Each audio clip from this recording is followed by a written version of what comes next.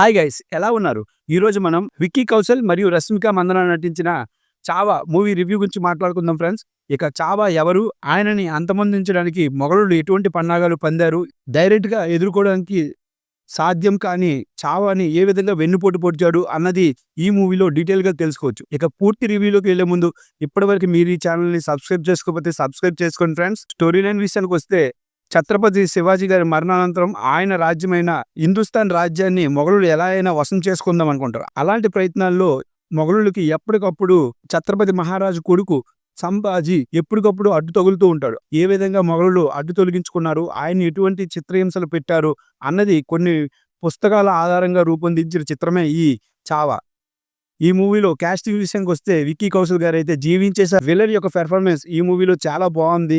ఈ మూవీలో Vicky కౌశలే main highlight అని చెప్పుకోవచ్చు. అది యూరి ఇండియన్స్ ఆర్మీకి బేస్ గా తీసిన ఓ మూవీ ఉంటుంది. ఆ మూవీలానే ఈ మూవీలో కూడా విక్కీ కౌశల్ గారు సూపర్ గా యాక్ట్ చేశారు. లాస్ట్ 20 మినిట్స్ అయితే మాత్రం మూవీకి హైలైట్ గా చెప్పుకోవచ్చు. All time great A R Rahman గారు బ్యాక్గ్రౌండ్ స్కోర్ ఇచ్చారు.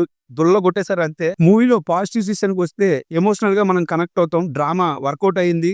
బలమైన స్టోరీ మరియు స్లోగా మనకి ఒక డ్రగ్ లా మూవీ ఎక్కుతుంది. క్లైమాక్స్ వచ్చేటప్పటికి మనం ఫుల్ ఇన్వాల్వ్మెంట్ లోకి వెళ్ళిపోతాం ఈ మూవీ చూసేటప్పుడు. విక్కీ కౌశల్ గారి performance one of the highlight గా చెప్పుకోవచ్చు. నేటివ్ వస్తే మనం కొంత స్లోగా స్టార్ట్ అవుతుంది, కానీ అది పెద్ద ప్రాబ్లం కాదు. కొంతవరకు క్లైమాక్స్ మనం ముందే ప్రిడిక్ట్ చేస్తాం. ఇవే నెగిటివ్స్ గా చెప్పొచ్చు. ఓవరాల్ ఈ మూవీ అయితే మాత్రం బాలీవుడ్ కి బిగ్గెస్ట్ రిలీఫ్ అని చెప్పుకోవచ్చు ఆఫ్టర్ 3-2.